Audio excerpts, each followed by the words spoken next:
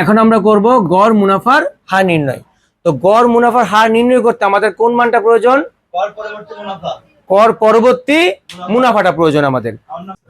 ওই যে আমরা চার্টটা করলাম, যে ওই চার্টের মধ্যে কিন্তু আমাদের কর পরবর্তী নিট মুনাফা আছে না? ওই মানটা দিয়ে আমরা করব, কর পরবর্তী নিট মুনাফা মানটা করব। তাহলে গড় মুনাফা হার নির্ণয় করতে প্রথম কি বের করতে হবে আমাকে? গড় নিট মুনাফা। তো গড় নিট মুনাফা কিভাবে বের করে? আমাদের ওই যে মুনাফা যে আসছিল, ওই মুনাফাগুলা কত কত আসছিল বলো তো একটু। ওই যে আমাদের আগে যে চার্টটা করলাম ক নাম্বারে, ওই চার্টে কত কত আসছিল দেখো। 1600 যোগ 4000 যোগ 5600 যোগ 8000 যোগ 11200, 11200 এটা। আর নিচে হলো কি আমাদের আয়ুষ্কাল মোট 5টা বছর। এখন এগুলোকে সব যোগ করে ভাগ করো, কত আসে দেখো। আচ্ছা, এটা ভাগ করলে আসে 8960 গড় নিট মুনাফা। তারপর দ্বিতীয় স্টেপটা যেন কি? গড় বিনিয়োগ। গড় বিনিয়োগ, গড় বিনিয়োগ কিভাবে বের করতে হয়? সূত্রটা কি?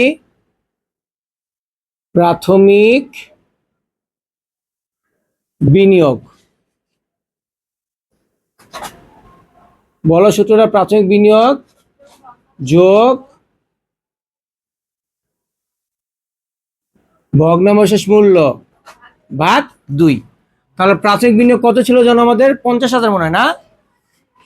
50,000। আর ভগ্নাবশেষ ছিল 10,000 ভাগ 2। অ্যান্সার কত আসে এখানে আমাদের? 30,000 না? আচ্ছা, গড় মুনাফার হার নির্ণয় করতে হলে প্রথম আমরা গড় নিট মুনাফা নির্ণয় করলাম, সবগুলো বছর যোগ করলে আয়ুষ্কাল দিয়ে ভাগ। পরে গড় বিনিয়োগ, প্রাথমিক বিনিয়োগ যোগ ভগ্নাংশ মূল্য ভাগ 2, মান আসে 30,000। অ্যান্সার কি বলছে? গড় মুনাফার হার। এখন আমরা লিখবো অতএব গড় মুনাফার হার। এটারও সূত্র আছে, সূত্রটা কি? উপরে লিখবো গড় নিট মুনাফা, আর নিচে কি লিখবো? গড় বিনিয়োগ। যেই দুটা মান আমরা বের করছি, এই দুটা মান আমরা লিখবো গুণন 100।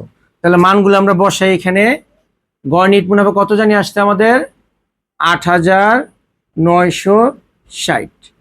আর এটা আসছে কত? 30,000 গুণন 100। তাহলে এটা দিয়ে ভাগ করে 100 দিয়ে গুণ করো, কত আসে বলো তো? 29 দশমিক কত? 86%। আচ্ছা, তাহলে দেখো গড় মুনাফার হার নির্ণয় করতে হলে 3টা স্টেপ লাগবে। 3টা কি কি? প্রথমে গড় নিট মুনাফা, পরে গড় বিনিয়োগ, পরে গড় মুনাফার হার। তবে হ্যাঁ, মনে রাখতে হবে গড় মুনাফার হার নির্ণয় করতে হলে এই মানটা আমার প্রয়োজন। তোমরা প্রশ্নের মধ্যে দেখতে হবে যে গড় নিট মুনাফা মানটা দেওয়া আছে কিনা। ঠিক আছে? বুঝতে পারছো?